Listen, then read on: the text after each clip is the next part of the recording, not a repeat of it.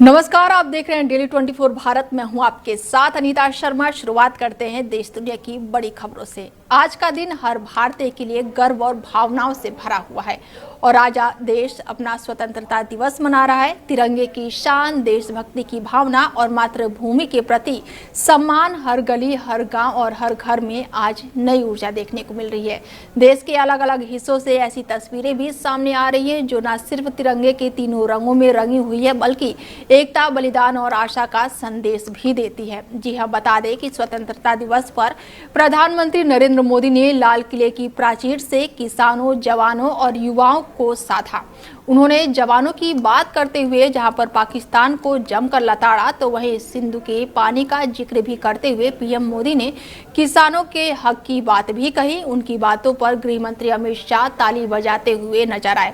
प्रधानमंत्री नरेंद्र मोदी ने स्वतंत्रता दिवस के मौके पर कई बड़ी घोषणाएं की है। उन्होंने गुड्स एंड सर्विस टैक्स बड़े बदलाव के संकेत दिए। पीएम ने कहा कि दिवाली पर खास गिफ्ट मिलेगा और अहम बात यह है कि प्रधानमंत्री ने इस बार अपने भाषण के सभी रिकॉर्ड भी तोड़ दिए हैं। उन्होंने लाल किले की प्राचीर से अब तक का सबसे लंबा भाषण दिया। पीएम मोदी ने 103 मिनट तक देश को संबोधित करते हुए देश को संदेश दिया और इस दौरान उन्होंने क्या कुछ कहा है, सुनिए जरा आप भी। आज मैं बहुत गर्व के साथ एक बात का जिक्र करना चाहता हूं। आज से 100 साल पहले एक संगठन का जन्म हुआ, राष्ट्रीय स्वयंसेवक संघ। 100 साल की राष्ट्र की सेवा एक बहुत ही गौरवपूर्ण स्वर्णिम पृष्ठ है। व्यक्ति निर्माण से राष्ट्र निर्माण के संकल्प को लेकर के 100 साल तक मां भारती का कल्याण का लक्ष्य लेकर के लक्षावधि स्वयंसेवकों ने मातृभूमि के कल्याण के लिए अपना जीवन समर्पित किया है। सेवा, समर्पण, संगठन और अप्रतिम अनुशासन ये जिसकी पहचान रही है, ऐसा राष्ट्रीय स्वयंसेवक संघ दुनिया का ये सबसे बड़ा एनजीओ है। एक प्रकार से 100 साल का उसका समर्पण का इतिहास है। आज लाल किले की प्राचीर से 100 साल की इस राष्ट्र सेवा की यात्रा में योगदान करने वाले सभी स्वयंसेवकों को आदरपूर्वक स्मरण करता हूं और देश गर्व करता है राष्ट्रीय स्वयंसेवक संघ की इस 100 साल की भव्य समर्पित यात्रा को, और हमें प्रेरणा देता रहेगा। मेरे प्यारे देशवासियों, हम समृद्धि की ओर जा रहे हैं। आज मेरा लाल किले की प्राचीर से मेरे देश के युवा वैज्ञानिकों को, मेरे टैलेंटेड यूथ को, मेरे इंजीनियर्स को और प्रोफेशनल्स को और सरकार के हर विभागों को भी मेरा आह्वान है, क्या हमारा अपना made in India fighter jets के लिए जेट इंजन हमारा होना चाहिए कि नहीं होना चाहिए?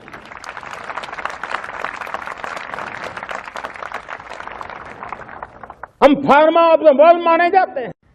देश के नौजवानों, आज मैं आपके लिए भी एक खुश खबर लेकर के आया। मेरे देश के नौजवानों के लिए आया। आज 15 अगस्त है। आज 15 अगस्त के ही दिन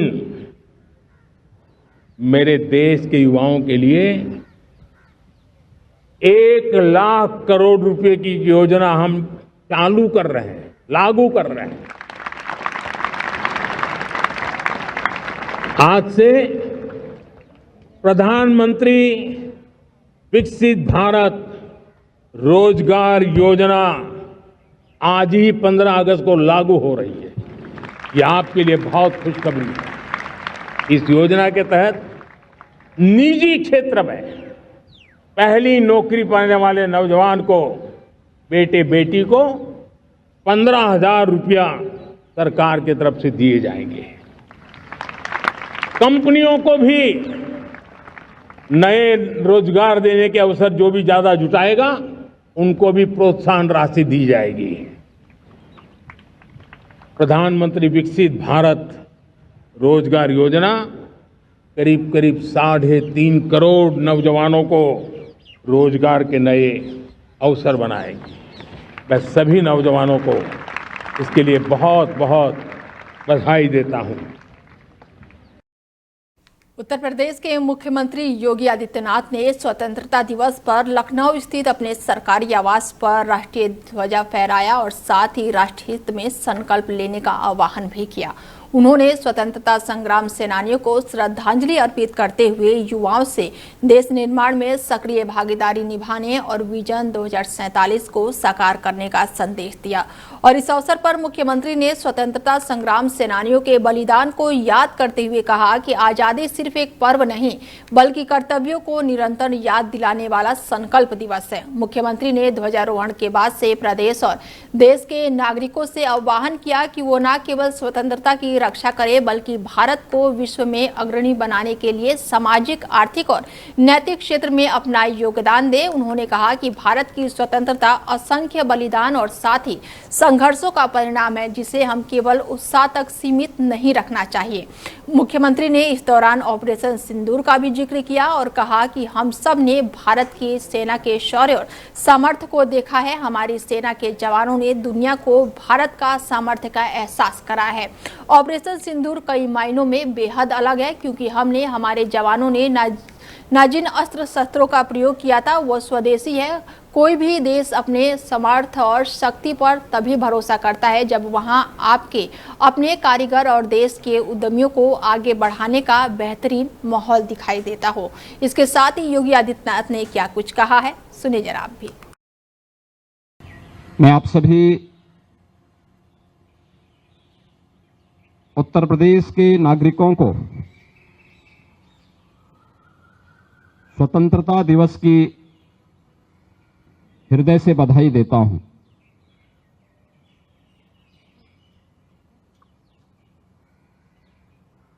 देश की स्वतंत्रता राष्ट्रपिता महात्मा गांधी और देश के उन महान क्रांतिकारियों, स्वाधीनता संग्राम सेनानियों के संघर्ष की देन है, जिन्होंने देश के अंदर उत्तर से लेकर दक्षिण तक, पूरब से पश्चिम तक पूरे देश को इस संघर्ष के साथ जोड़ करके सैकड़ों वर्षों की दास्ता से हमें मुक्त कराया। इस अवसर पर मैं राष्ट्रपिता महात्मा गांधी को नमन करते हुए उन सभी महान स्वाधीनता संग्राम सेनानियों और क्रांतिकारियों को विनम्र श्रद्धांजलि अर्पित करता हूं, जिन्होंने भारत की स्वाधीनता के लिए अपना सर्वस्व न्यौछावर करने में भी कोई संकोच नहीं किया। आज जब हम देश के 79वां स्वाधीनता दिवस के समारोह के साथ जुड़ रहे हैं,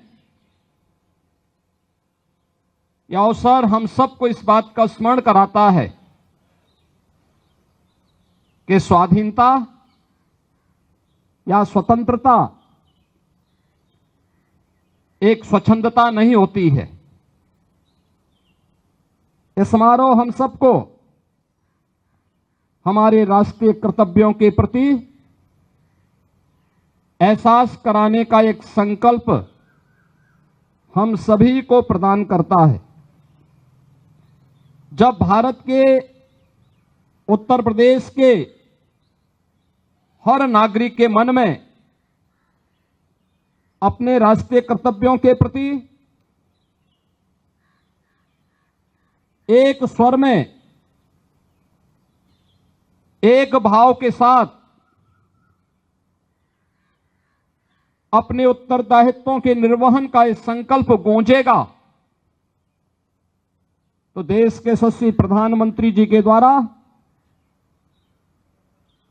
देश की स्वाधीनता के शताब्दी महोत्सव के अवसर का जो संकल्प है विकसित भारत का, वह संकल्प साकार रूप में, मूर्त रूप में हम सबको दिखाई देगा। एक और जहां यह देश वर्तमान में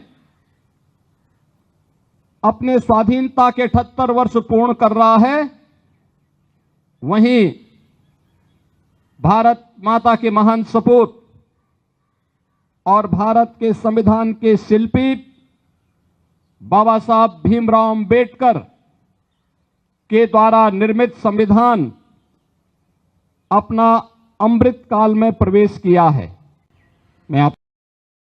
मुख्यमंत्री पुष्कर सिंह धामी ने स्वतंत्रता दिवस के अवसर पर परेड मैदान देहरादून में आयोजित राज्य के मुख्य कार्यक्रम में ध्वजारोहण किया। मुख्यमंत्री ने इस अवसर पर स्वतंत्रता संग्राम सेनानियों के परिजनों को सम्मानित किया और इसके साथ ही पुलिसकर्मियों को भी सम्मानित किया गया। मुख्यमंत्री पुष्कर सिंह धामी ने स्वतंत्रता दिवस के अवसर पर सीएम आवास में ध्वजारोहण किया और इस अवसर पर उन्होंने राष्ट्रीय एकता की शपथ भी दिलाई। मुख्यमंत्री ने प्रदेशवासियों को स्वतंत्रता दिवस की शुभकामनाएं दी है। उन्होंने देश की आजादी एवं मां भारती को रक्षा के लिए अपने सर्वोच्च बलिदान देने वाले महानायकों को स्मरण किया। प्रदेश के धराली और अन्य क्षेत्रों में आपदा से जान गंवाने वालों को श्रद्धांजलि देते हुए उन्होंने पीड़ित परिवारों के प्रति अपनी संवेदनाएं व्यक्त की। उन्होंने कहा कि आपदा से प्रभावित क्षेत्रों में पुनर्वास की व्यवस्था की जाएगी। मुख्यमंत्री ने कहा कि अमर बलिदानों के सपनों के अनुरूप देश को आगे बढ़ाने के लिए प्रधानमंत्री नरेंद्र मोदी के नेतृत्व में वैश्विक स्तर पर भारत की स्वीकृति लगातार बढ़ रही है। उनके नेतृत्व में देश में अनेक ऐतिहासिक निर्णय लिए गए हैं। उत्तराखंड में नवनिर्माण और पुनर्निर्माण के कार्य तेजी से हो रहे हैं। मुख्यमंत्री ने कहा है कि उत्तराखंड के विकास के लिए राज्य सरकार पूरी तरह से काम कर रही है और आगामी 25 सालों की योजनाओं पर कार्य किया जा रहा है। जन सहयोग से उत्तराखंड को देश के श्रेष्ठ राज्य बनाने की दिशा में कार्य किया जा रहा है। स्वतंत्रता दिवस के अवसर पर मैं सभी को अपनी ओर से बहुत बधाई देता हूं, शुभकामनाएं देता हूं। आज हमारा देश आदरणीय प्रधानमंत्री श्री नरेंद्र मोदी जी के नेतृत्व में और उनके दूरदर्शी विजन को लेकर विकसित भारत के संकल्प को लेकर आगे बढ़ रहा है, आत्मनिर्भर भारत के संकल्प को लेकर आगे बढ़ रहा है। हम सभी भारतवासी उनके संकल्प को पूरा करने के लिए ये आज हम सबको प्रतिज्ञा करनी पड़ेगी कि हम सभी उनके संकल्प को लेकर आगे बढ़ेंगे। हर क्षण हर पल ये विकसित भारत हमारा जल्दी से जल्दी बने। जो प्रधानमंत्री जी ने जो लक्ष्य लिया है उसको हम पूरा करेंगे। राज्य के अंदर भी आदरणीय प्रधानमंत्री जी के मार्गदर्शन में, उनके सहयोग से हमारा राज्य तेज गति से आगे बढ़ रहा है। हमारे राज्य में अनेक प्रकार की चुनौतियां, जो आपदा जैसे हर वर्ष हमको किसी न किसी रूप में उनका सामना करना पड़ता है। हम सभी इन आपदाओं से पार पाएंगे। इस चुनौती पर भी जो हमारे उत्तरकाशी के धराली, पौड़ी के सैंजी, मुनस्यारी क्षेत्र, सीमांत क्षेत्र में जो आपदा आई है, जिन्होंने अपने परिजनों को इस आपदा में खोया है, मैं उन सभी के प्रति अपनी गहरी संवेदना प्रकट करता हूं। भगवान से प्रार्थना करता हूं कि उन सभी को अपने श्री चरणों में स्थान दे और उनके पारिवारिक जनों को इस असमय आए हुए कष्ट को, दुख को सहन करने की शक्ति प्रदान करें। हम उत्तराखंड को देश का श्रेष्ठ राज्य बनाने का जो हमारा संकल्प है, आज के स्वतंत्रता दिवस के अवसर पर उसको संकल्प लेते हुए और तेजी से आगे बढ़ने और आदर्श राज्य के रूप में हमारा राज्य स्थापित हो, उसके लिए हम सब काम करेंगे। मेरी सभी को बहुत बहुत शुभकामनाएं। सर, पंचायत चुनाव के परिणाम निकल कर आए किससे से? पंचायत चुनाव लगभग एक तरह से कल संपन्न हो गए। सभी जगह की मतगणना पूरी हो गई है, कोई भी जिला बचा नहीं है और सभी जगह पर निर्वाचित प्रतिनिधि आ गए हैं। मैं सबसे पहले तो उत्तराखंड की देवतुल्य जनता को बहुत उनका आभार प्रकट करना चाहता हूं कि उन्होंने इस पूरे मतदान प्रक्रिया में भाग लेकर जो त्रिस्तरीय पंचायत में सरकार बनाने के लिए बढ़ चढ़ के मतदान किया और निश्चित रूप से लोकतंत्र के इस पर्व में भाग लेकर लोकतंत्र के प्रति अपनी जागृति दिखाई है, अपनी संवेदनशीलता दिखाई है। उन सभी का मैं आभार व्यक्त करता हूं। जो जीते हुए प्रतिनिधि हैं उनको सबको शुभकामनाएं देता हूं और भारतीय जनता पार्टी को अपना समर्थन देने के लिए, चाहे वो ग्राम प्रधान के स्तर पर हो, ब्लॉक प्रमुखों के स्तर पर हो, जिला पंचायत के स्तर पर जो पार्टी को, हमारी सरकार को जो उन्होंने प्रोत्साहन दिया है, उसके लिए मैं देवभूमि उत्तराखंड की जनता को धन्यवाद करता हूं कि उन्होंने आदरणीय प्रधानमंत्री मोदी जी के नेतृत्व में जो उत्तराखंड में विकास रूपी महायज्ञ चल रहा है, उस महायज्ञ में अपनी आहुति दी है, हमको अपना आशीर्वाद दिया है। मैं सभी का दिल की गहराइयों से बहुत धन्यवाद करता हूँ। सर, धराली और हरसिल का जो बड़ा ऑपरेशन लगातार चल रहा है, मोबाइल कनेक्टिविटी हो चुकी है, बिजली हो चुकी है, सड़क पे भी एक आध दिन में बता रहे हैं कि पहुंच जाएंगे। किस तरह से आप मॉनिटर कर रहे हैं और क्या कुछ आगे के लिए बड़ा प्लान है उसमें? देखिए, धराली की आपदा बहुत भीषण आपदा थी और भीषण आपदा ने जहां धराली को पूरी तरह से तबाह कर दिया, वहां के सभी होटल, वहां के घर पूरी तरह से उस आपदा की भेंट चढ़ गए। उसके साथ साथ पूरे गंगोत्री मार्ग पर जगह जगह पर पुल, जगह जगह पर सड़कें पूरी तरह से क्षतिग्रस्त हो गई, जिसके कारण से रेस्क्यू अभियान बहुत बड़ा चुनौतीपूर्ण काम था। और अभी भी हमारे सामने चुनौती है कि जहां बिजली वहां पर 2-3 दिनों के अंदर ही रिस्टोर हो गई थी, मोबाइल नेटवर्क भी रिस्टोर हो गया था, खाद्य सामग्री, अन्य जो जरूरी सामान थे वो सभी वहां पर पहुंच गए, लेकिन सड़क पहुंचना अभी भी हमारी प्राथमिकता में। हमारा प्रयास है कि जल्दी से जल्दी वहां पर सड़क का काम पूरा हो जाए। आप सभी जानते हैं बरसात का भी मौसम है और चूंकि बहुत कठिन पहाड़ के रास्ते हैं, उन रास्तों में नई सड़क बनाना भी चुनौतीपूर्ण काम है, लेकिन हमारा प्रयास है जल्दी से जल्दी सड़क बने, जिससे कि वहां पर जो एक पानी इकट्ठा हो गया, हरसिल में एक झील जैसी बन गई है, उसमें भी मशीनों से काम होगा। वैसे मैनुअल भी उसकी शुरुआत कर दी गई है। हमारा प्रयास है जल्दी से जल्दी वो हो। इसके साथ साथ वहां के लोगों के पुनर्वास के लिए भी एक कमेटी हमने राजस्व सचिव की अध्यक्षता में बनाई है। वो कमेटी वहां पर चली गई है, वो भी आकलन कर रही है और हमारा प्रयास है हर संभव हर तरीके से जो भी यथासंभव अच्छी से अच्छी मदद वहां के पुनर्वास में हो सकती है वो हम सरकार के स्तर पर करेंगे। तात्कालिक रूप से जो सहायता होनी थी वो सहायता वहां पर हो गई है। अन्य जो आने वाले समय में 5-6 महीने के लिए राशन इत्यादि की व्यवस्था के लिए भी स्वतंत्रता दिवस के अवसर पर मैं सभी को अपनी ओर से। गृह मंत्री अमित शाह ने अपने आवास पर हर घर तिरंगा अभियान के तहत राष्ट्रीय ध्वज फहराया और इस अवसर पर उनकी धर्मपत्नी भी उनके साथ नजर आई। अमित शाह ने कहा कि हर घर तिरंगा सिर्फ एक अभियान नहीं, ये एक जन आंदोलन है जो पूरे देश को एक सूत्र में पिरो रहा है। उन्होंने सोशल मीडिया पर तस्वीरें साझा करते हुए कहा है कि तिरंगा हमारी आत्मा है और इसकी शान में कोई भी समझौता नहीं होगा।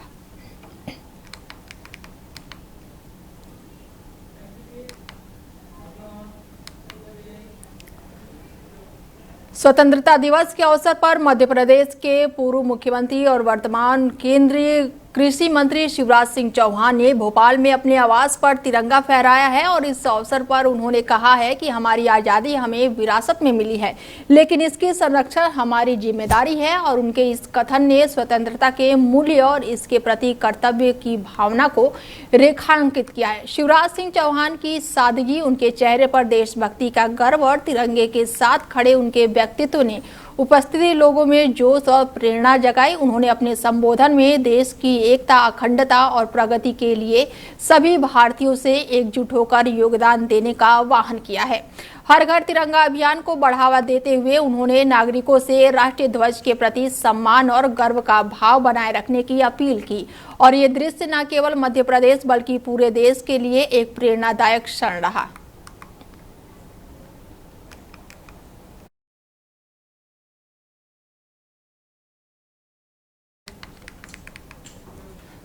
स्वतंत्रता दिवस के अवसर पर गुजरात के मुख्यमंत्री भूपेंद्र पटेल ने अपने आवास पर तिरंगा फहराया और इस मौके पर उन्होंने देश की आजादी के लिए बलिदान देने वाले शहीदों को श्रद्धांजलि दी और गुजरात वासियों को स्वतंत्रता दिवस की शुभकामनाएं दी।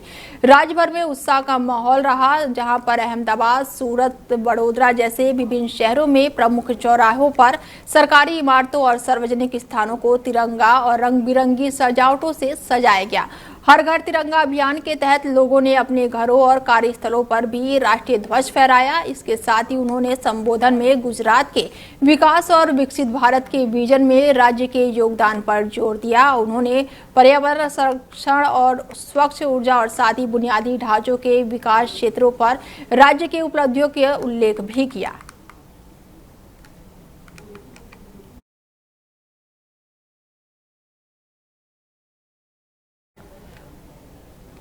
स्वतंत्रता दिवस के अवसर पर राष्ट्रीय स्वयंसेवक यानी कि आरएसएस के संचालक मोहन भागवत ने भुवनेश्वर, ओडिशा में उत्कल विपन्न सहायता समिति में तिरंगा फहराया और अपने संबोधन में उन्होंने भारत की संस्कृति और आध्यात्मिक विकास पर जोर देते हुए कहा कि भारत एक अद्वितीय देश है जो विश्व में शांति सुख लाने के लिए प्रसार करता है। उन्होंने ये भी कहा है कि भारत में स्वतंत्रता इसलिए भी हासिल की ताकि देश में हर व्यक्ति खुशी, साहस, सुरक्षा और शांति और सम्मान प्रदान कर सके। इसके साथ ही उन्होंने विश्व को समस्या का समाधान देने और एक शांतिपूर्ण दुनिया के निर्माण के लिए भारत के धार्मिक सिद्धांतों के महत्व पर भी प्रकाश डाला।